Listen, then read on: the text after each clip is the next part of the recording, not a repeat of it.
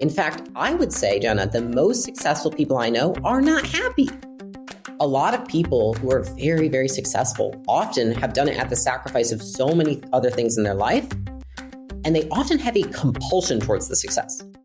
Hey, my name is Jenna Kutcher, and I am obsessed with all things business, marketing, numbers, and helping you to navigate both the messy and the magical seasons of this thing called life. I'm a small town mama who took a $300 camera, grew a successful photo biz, and now I work from home and run a 7-figure online business. I teach you the tried and true secrets to building a career you adore. Shy away from the real talk? No way. Money, hardship, growth, loss, and marketing are all topics we discuss here. Think of this as your one-stop shop for happy hour with a gal pal mixed with business school. Pull up a seat, make sure you're cozy, and get ready to be challenged and encouraged while you learn. This is the Gold Digger Podcast. By the time Leila Hormozi was 29 years old, she sold her first business for $50 million. By the age of 30, her portfolio of companies crossed $200 million per year in portfolio revenue spanning brick and mortar, service, licensing, education, e-commerce, and more. Now, those are some massive numbers. There's no skirting that fact. But does bigger really mean better? And does achieving big things always result in happiness? If you've ever achieved a big goal but found that that achievement didn't automatically result in more happiness for you, keep listening to this conversation with Leila. She's a scaling and operations expert and now spends her time investing in founder-led businesses to help them scale and multiply their profits. In her fascinating career of entrepreneurship and investing, she's seen what helps businesses grow and achieve new levels of success, but her definition of success might surprise you, and how she gets there is so enlightening. I am so excited to have her on the podcast to talk about how she's reframed what it means to be both happy and successful, and how she is setting out to achieve that daily. Honestly, the way that she describes this is so life-changing. Here she is, Leila Hormozi. If you love listening to the Gold Digger Podcast, then I have the perfect next podcast for you. Imperfect Action, hosted by Steph Taylor, is brought to you by the HubSpot Podcast Network, the audio destination for business professionals. Imperfect Action is a bite-sized online marketing podcast for business owners. Join Steph Taylor as she answers all your business marketing questions and deep dives into the nitty-gritty of online marketing and content marketing, social media marketing, and marketing strategy for business owners. She recently covered the super hot topic of AI and how it could impact the online business world. You've got to tune into that if you're curious about all the benefits and the downsides of using AI in your content creation. Listen to Imperfect Action wherever you get your podcasts. Okay, Leila, ever since I met you, I have been dying to have you on my show. So welcome to the Gold Digger Podcast. Thanks for having me, Jenna. I seriously appreciate that. I don't know if you even remember this, but so we were at a mastermind together in Florida, and I just remember sitting in that like really dark room before we were going into the mastermind, and you and I were just like talking about all different topics. And I'm so excited for this conversation today because I feel like we can go in a million different directions, from business to relationship to showing up online and kind of handling all of the opinions that come with it. And one of the things that I loved about you is kind of your origin story and how you got into business in the first place. So can you kind of talk us through how and where your entrepreneurial journey began? Yeah, absolutely.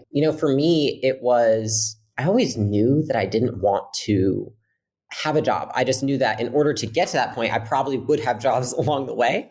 And that really started when I was, a teenager, looking at, talking to my father. He was not super happy with his job. Like, he was always talking about how there's a better path. And I started listening to Tony Robbins and Jim Rohn and all these different public figures that talk about self-development and how, that and business are routes to personal freedom. And I just really wanted that for myself. I think I grew up in a small town and I didn't feel like nothing there was like exciting to me. Like, I just looked at what everyone was doing and I was like, just nothing makes me want to jump out of bed in the morning. What everyone's doing here, it's like you either work at the hospital, you work at the bank, you work at you're a waitress at one of the restaurants. And it was just like, it just felt like a dead end. And so the first step in my journey was really, as soon as I graduated college, which I did go to college, I, the next day, packed up my car and I moved to California.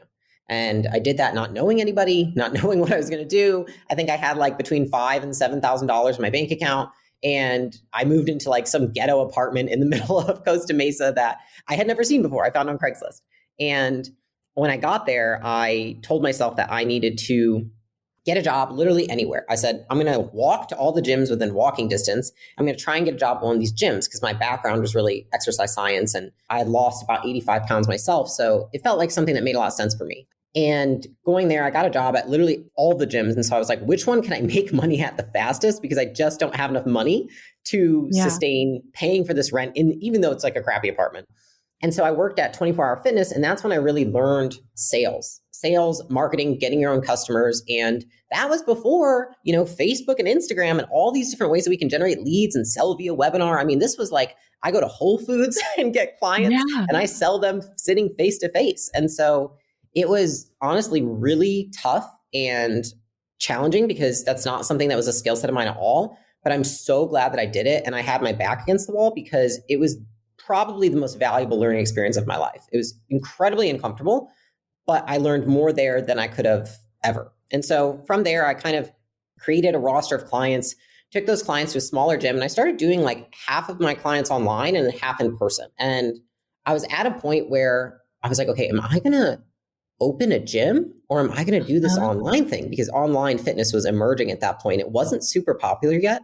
And I wasn't sure which direction to go. I was kind of like nervous because I wasn't sure what the right answer was. And it was actually at that time that I was also dating and I met my now husband, Alex. And when I met him, he was like, I think you should do neither of those things. Instead, you should start this business with me.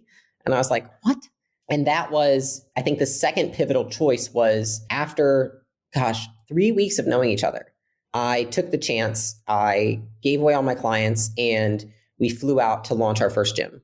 And that was the first step, or the second step, I want to say, in the entrepreneurial journey was taking that risk, knowing that I could keep doing this and make good money. And I would probably have built a large roster, done something, whether it be online or open a gym. And I don't doubt I'd be successful, but I looked at the opportunity and I was like, this looks like a better one. And I've got somebody with a complementary skill set I can do it with.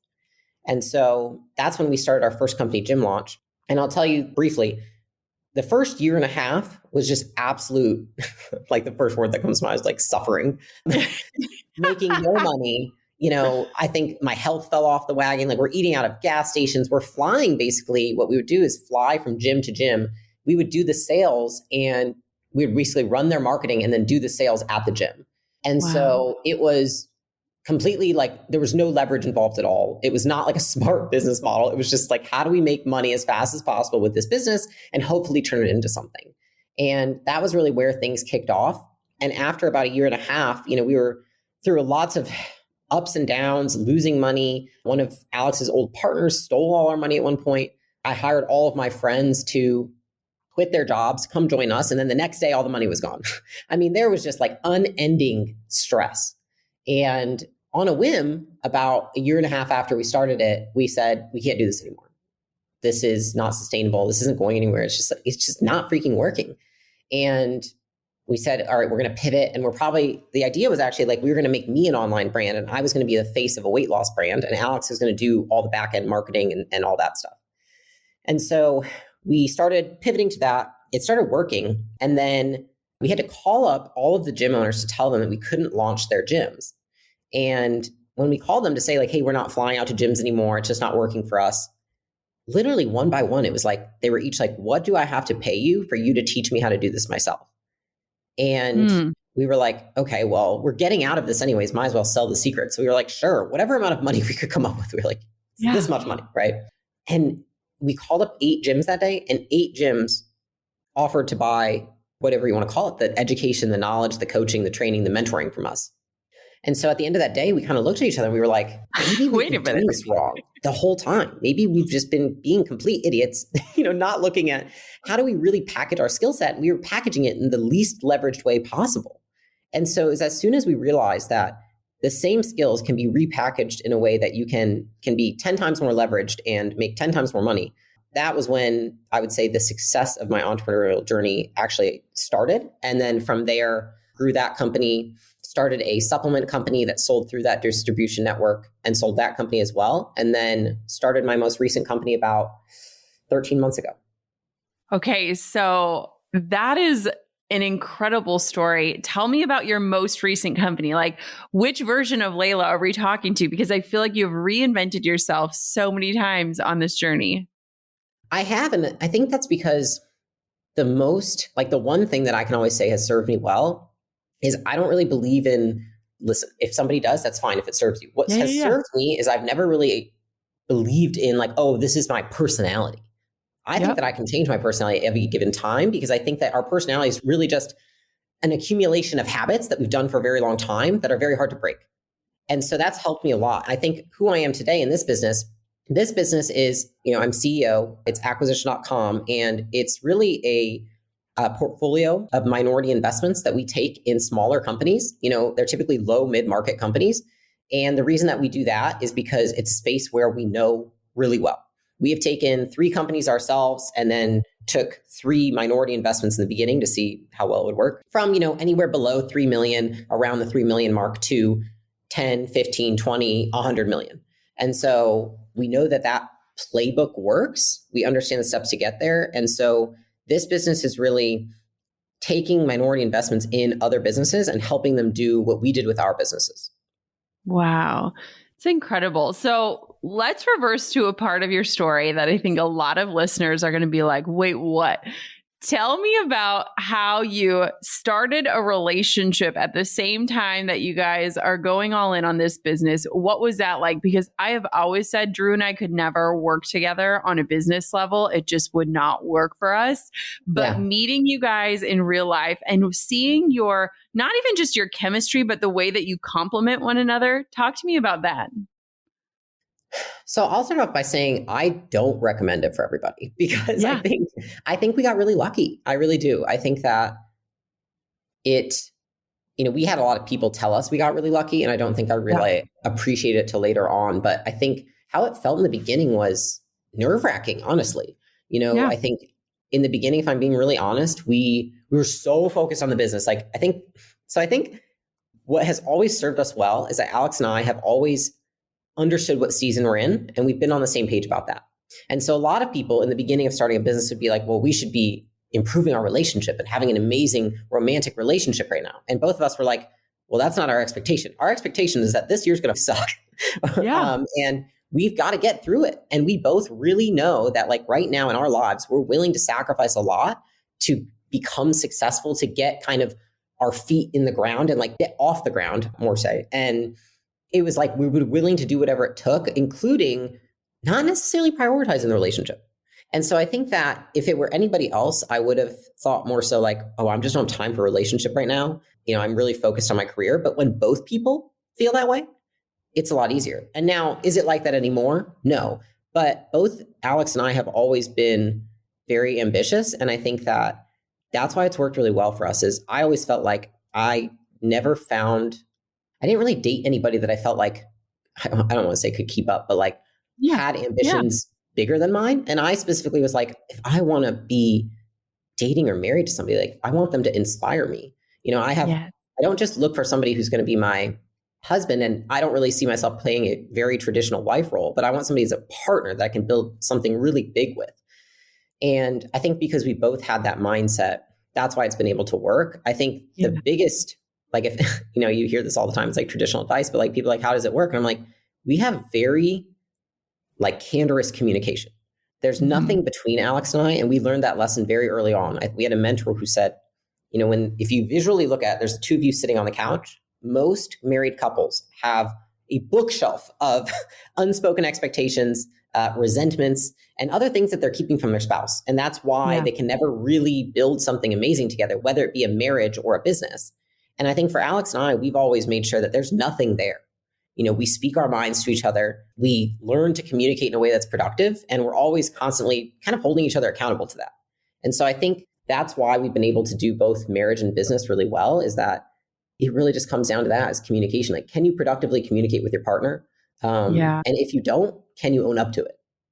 Was it hard for you guys to kind of like change gears in the sense of like you're in that grind phase, you're in that hustle season, and then all of a sudden you're like, okay, now we have to like learn how to be like a couple outside of work? Was that hard? Or do you feel like there are kind of different roles that you play in work in life, or do they all kind of blend together? I think it was hard. The hard part about it was probably like for me as a woman, like in the workplace, you're so much more masculine, and learning how to not bring that home and be this like demanding, commanding, outspoken, sometimes can be a little rough around the edges person to my husband was probably the biggest lesson that I had to learn. And so for me, I had this almost like visual in my mind of like during the workday, I have boss Leila hat on. After work ends, whatever it be, 5 o'clock, 6 o'clock, whatever, that hat comes off and wife Leila hat comes on. And that's been how I have to kind of mentally cue myself to transition because I don't think bringing that energy, it's not always useful in a relationship. And I think often I don't even want hyper masculine energy from Alex in the relationship. I don't want him yelling at me, telling me how our marriage should be, right? And I think that's been the first thing that we've had to learn. I think the second was, I'll tell you this. In 2018, we went on our first vacation. And when we got there, I told him, I said, I don't want to keep doing this anymore. He's like, well, what do you want to keep doing? And I said, I can't continue to put the business ahead of our relationship. I'm not happy. And we have so much money and I feel miserable. And he said, me too. And I remember this like sense of relief because I was like, thank God he feels that way, because I was really frightened to tell him because I was like, what if he wants to continue to do that and put the business first? Then we're at odds, right? Because then we have different priorities. And I think that's the root of why a lot of people separate. And in that moment, when we agreed to that, we just dedicated ourselves to learning how to take time off, how to put our marriage first, how to, take work outside of the equation in our free time. And it was not something that happened overnight. Change is a process, not an event.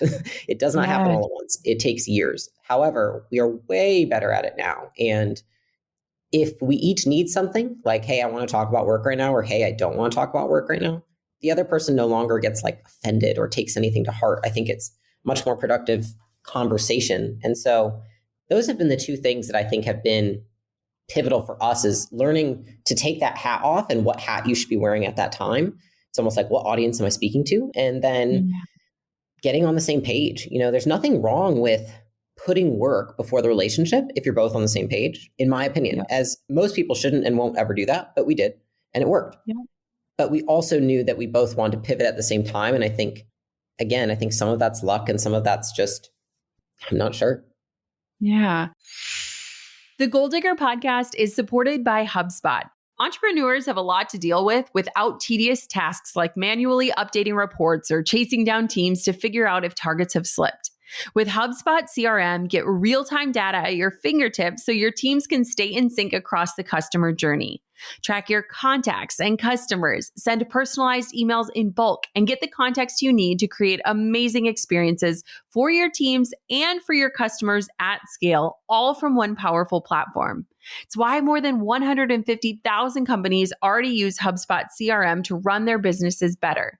Plus, HubSpot's user-friendly interface sets you up for success from day one, so you can spend less time managing software and more time on what matters, your customers. There's no better time to get organized. Learn how HubSpot can help your business grow better and get a special offer of 20% off on eligible plans at HubSpot.com/goaldigger.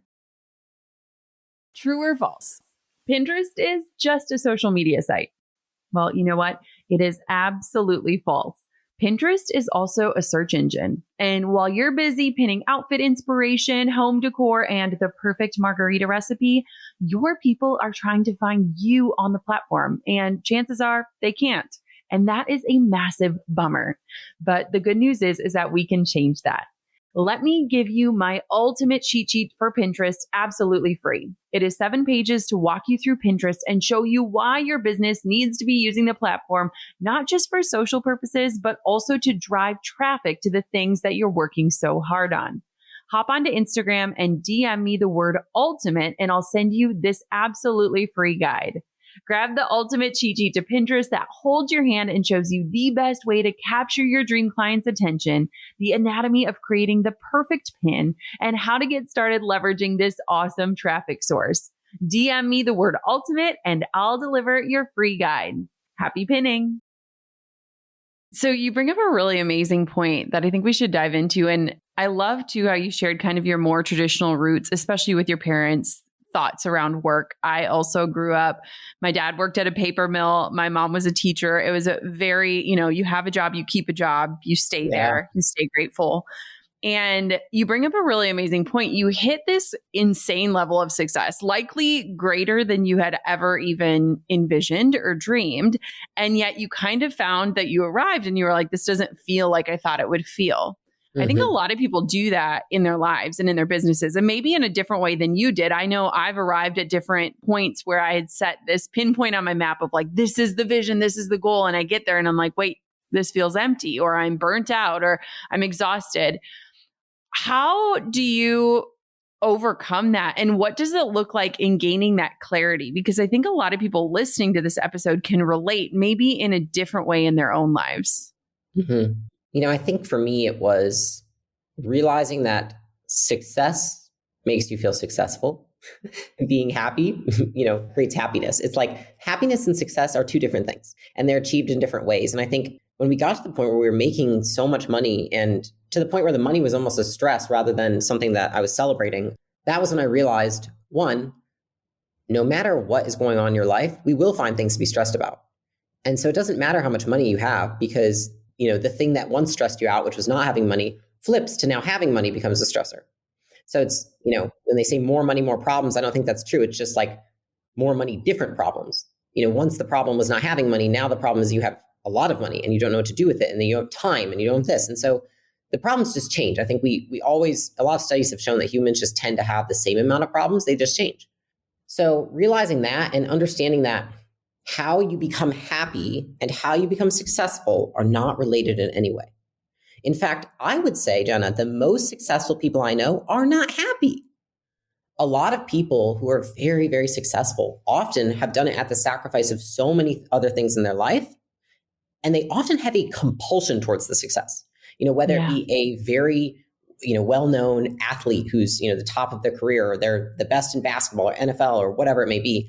Often they have a compulsion to practice, a compulsion to exercise. It's like they don't know how to stop, right? And they will not stop, and they will sacrifice their family time. They will sacrifice their health. They'll sacrifice everything. And on the other side of that, you've got people who only really focus on being happy. And it's typically because they're so focused on happiness and comfort that then they sacrifice any amount of success they can have, because it means stepping outside that comfort zone, which could also risk like, well, then I'm not being happy. And I really think that happiness is just reality matches expectation, right? Or exceeds expectations. And oftentimes when we're uncomfortable, we don't feel that way. And the only way to be successful is to be uncomfortable. So I actually think that many times in life, if you associate, well, we know this, right? Being uncomfortable often leads to success because we're pushing ourselves to do something. It doesn't mean it's bad, because most discomfort's not bad, but it's what's needed to achieve a goal, to stretch ourselves, to do something we've never done before. But at the same time, that means that in that moment, we're not feeling happy. And so that's what I came to realize is oftentimes when I'm making the most progress and growing the most, I'm not the happiest. I'm the happiest when I feel like things are going really well. I have just enough free time. I've got like a little more time. It's a little less stress, right? But I'm often not growing in those moments. And so this is what worked for me, and how I now view it is I have had to learn how to find something else, how to find joy. How do I find joy in the discomfort? Because I know that if I can learn to associate discomfort with happiness and success, then that's how I can do both at once. Oftentimes we associate discomfort with something bad. We label it a negative feeling, and we look at it like it's this thing that we should stay away from, and we tend to avoid it. And I think I've trained myself over time, just through mental repetition and changing my behavior, to lean into the discomfort and to start labeling it as something that fulfills me. Because I feel most alive when I'm uncomfortable. I'm achieving my goals. I'm going towards something. I'm able to inspire more people that way. I'm able to do more things that haven't been done that way. And so for me, it's been learning to connect the two into what I say is joy. It's being able to find that it's almost like the spirit in the discomfort. And I think that a lot of people lean towards one or the other, but if you can find a way to make the process of finding success something that also makes you happy, I feel like that's like the pinnacle. And I'm still trying to figure that out, but I feel like I'm a lot closer than I used to be. Wow. I have literally never had that broken down in that way. And that to me was legitimately mind blowing. I have never actually thought about that correlation because I agree with you. I have met some of the most successful people on planet Earth, and you can feel their dissatisfaction, right? Like you can feel their like unease. And a lot of times that makes me uncomfortable because I'm like, I just want everyone to feel peace in their lives. Like I am definitely someone that's more on the happy scale.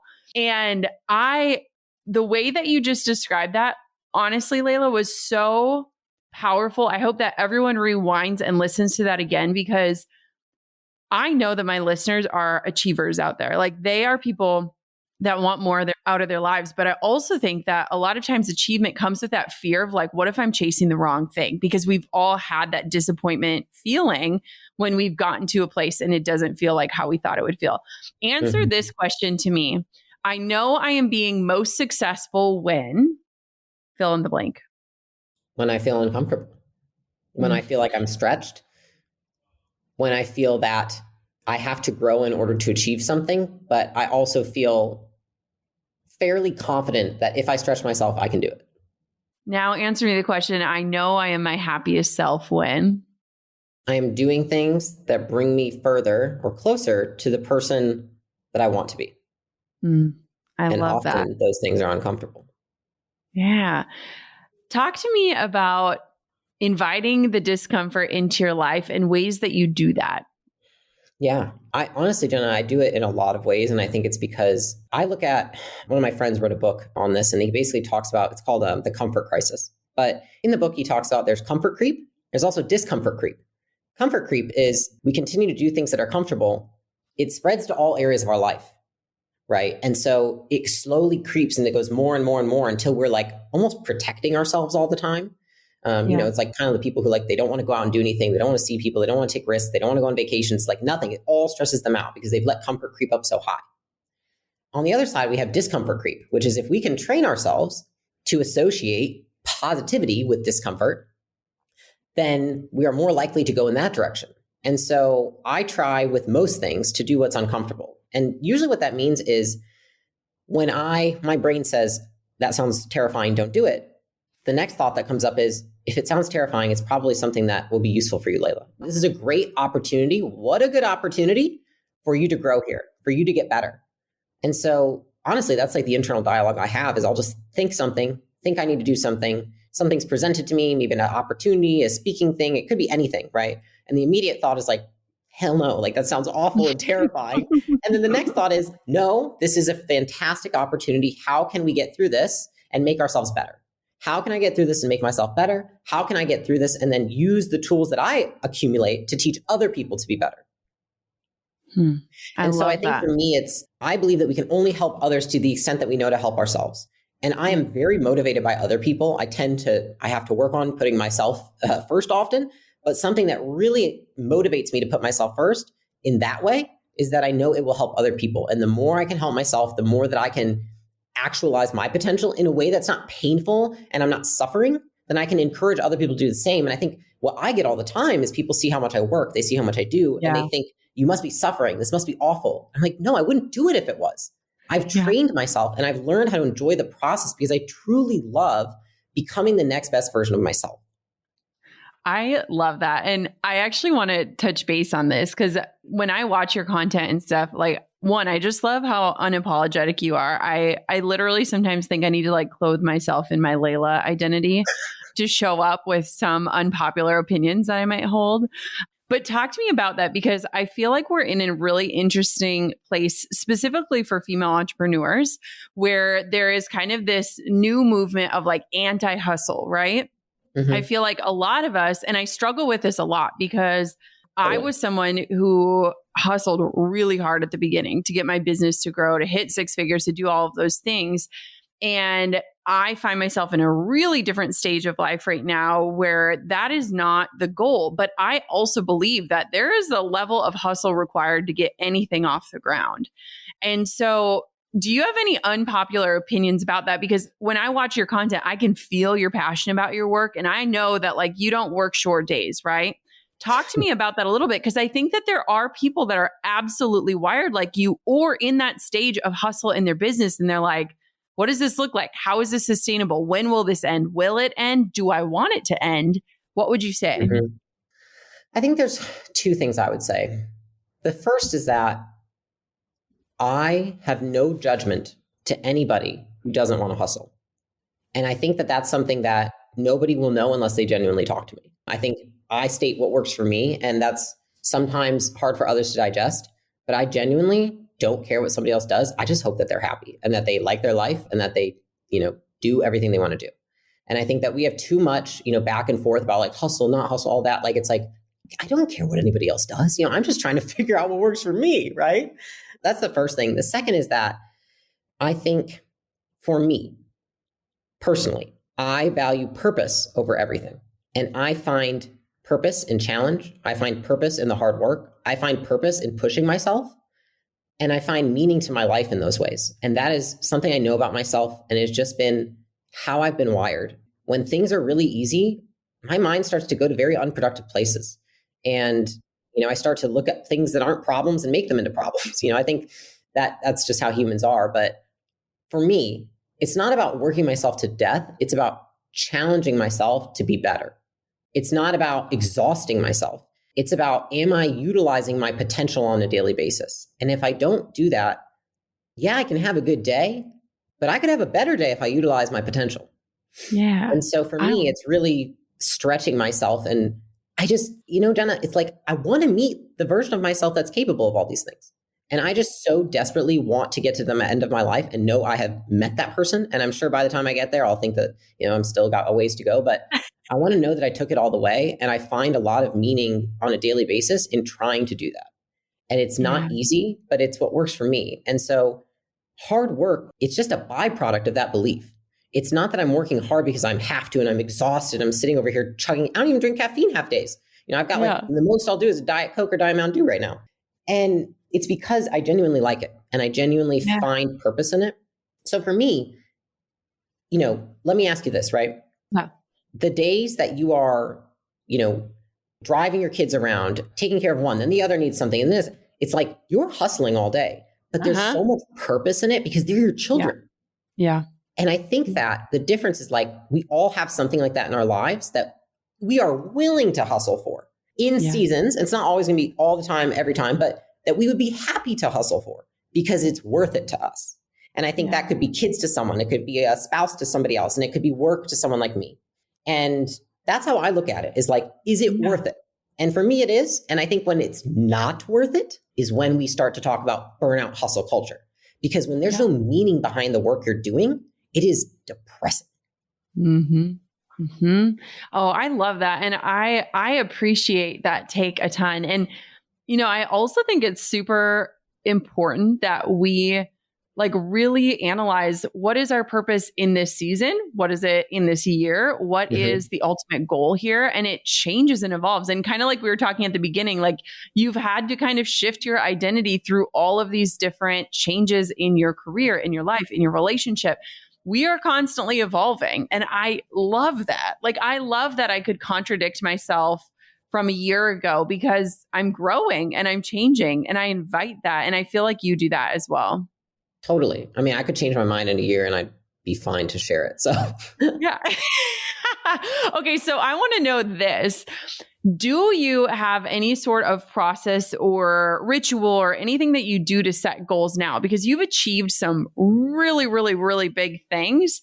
Is there anything that you look at in a different way after having achieved some of these massive goals that you set for yourself or goals that maybe you didn't even know existed until you accomplished them? Are there any ways that you set goals specifically today? Yeah, I think that what I use to set goals is I usually ask myself the things that I'm avoiding. So rather than looking at like what I want to be, what I want to aspire to, what am I avoiding? And what if I stopped doing would bring me closer to my goals or to who I want to be? I say who I want to be instead. So, if I think about for me, for example, being more flexible, I go through seasons of being very flexible, but when I have high demands on my time, I become pretty rigid. And so something that I work on is how could I stop some of these habits that are very, create a lot of rigidity in my life so I can be more flexible, right? Because I think that a more flexible system always wins, including people. But the biggest thing that I do is it's really leaning into where do I feel stress? Where do I feel anxiety? Where am I avoiding something? And then using those as guides of those are the things I should set goals around. And those aren't necessarily do this goals, but it might be stop this goals, or it might be have this conversation goals. And so that's what I've used in terms of goal setting. And so for me, it looks different for everybody, right? So for me, working hard is not something that I feel like I need to try and work harder. For me, I often have to think, how would I do this smarter, right? Mm-hmm. So a goal for me might be, how do I accomplish this without, working more hours this quarter, right? That might be a question. Another might be, if I want to think about how do I better a relationship with my spouse, I think, how do I stop reacting when certain situations arise so that I don't, damper our relationship, right? It's not how do I start being more loving, it's how do I stop being unloving? And so I think about those as goals more than I do of do these things. It's I think of it more through subtraction than addition, if that makes sense. Yes. So it's if somebody's how do I start dieting? It's well, how do I stop overeating? Yep. Yeah. I think that often we pile so much on because I know it is the new year and people say, I'm going to add all these goals in, but you're already doing everything you're doing. And I think it's a lot easier through subtraction than addition. Yeah, I agree. I love that. What is something that we can expect to see from you this year? What is something you're excited about or working on or working towards? What can we expect to see? Mm-hmm. A couple of things. So we are getting an office. And so my goal is to have higher production content and more real life, me speaking to my team, me speaking to portfolio companies, in the moment content, because I think I find that to be very helpful. And I think other people would too. Combined with, we're exploring a lot of ways that we can educate and entertain at the same time. I think that I can educate, but I think the next step for me is if I really want to help people, I have to learn how to entertain them while I educate them. So that's a goal for me. And then, personally, growing our portfolio and our business, bringing in the rest of the leadership. And then, those are kind of the things that we're looking at for this year. It's just year 2 of our business. So crazy. That is crazy. It's insane. And so it's just, I just want to make sure that we can continue to grow at the rate that we're growing and continue to increase our quality in terms of our partners, the partnership structure that we have. And then also on the content side, just making better content. I honestly feel I'm just doing a terrible job right now because the business demands have gone up so much that I'm just not thinking about content much, but I really want to do better with that. So I think the office will help a lot. Oh my gosh. Well, I think you're doing an amazing job and I love your content. Where can everybody find you, connect with you, learn more about what you do with acquisition and just show up for you? Yeah. If you go to acquisition.com, we have a few free courses on there. We have, you can read about our team, our firm, and you can opt in for our newsletter email list. And then if you want to find me, I'm pretty active on Instagram and YouTube. So if you just do Leila Hormozi, at Leila Hormozi, I'm on all the channels. Amazing. Leila, this was one of my favorite interviews in a very long time. Thank you so much for coming on the podcast. I have loved getting to know you and following you. And thank you just so much for bringing your perspective today to the show. I appreciate you having me, Jenna. It was awesome. Honestly, that episode was so eye-opening to me. I had never truly thought about the differentiation between happiness and success and how we can introspectively look into our own lives and ask ourselves, what does it mean for me to be truly successful in this season? Where does my happiness come from? How does purpose play a role in how I'm showing up today? And I just loved how Leila laid it all out and how she thinks about it. It was absolutely brilliant and, dare I say, mind-blowing. I am so honored that I get to host these conversations on this podcast, and I am so grateful that you grabbed your earbuds and tuned in today. Thank you so much for being a part of this community and listening in. If you have a minute and you haven't yet, would you take a second to subscribe to the show so you never miss another episode and leave a review? It would honestly mean the absolute world to me. Thank you for listening to another episode of the Gold Digger Podcast. And of course, until next time, keep on digging your biggest goals. I'm over here giving you a virtual high five because you just finished another episode of the Gold Digger Podcast. Did that go by way too fast for anyone else? If you want more, head over to goaldiggerpodcast.com for show notes and all the discount codes from today's sponsors. And if you're looking for a new crew of movers and shakers like you to bounce ideas and ask questions, be sure to join my exclusive community for Goal Diggers on Facebook. The link's waiting for you at goaldiggerpodcast.com.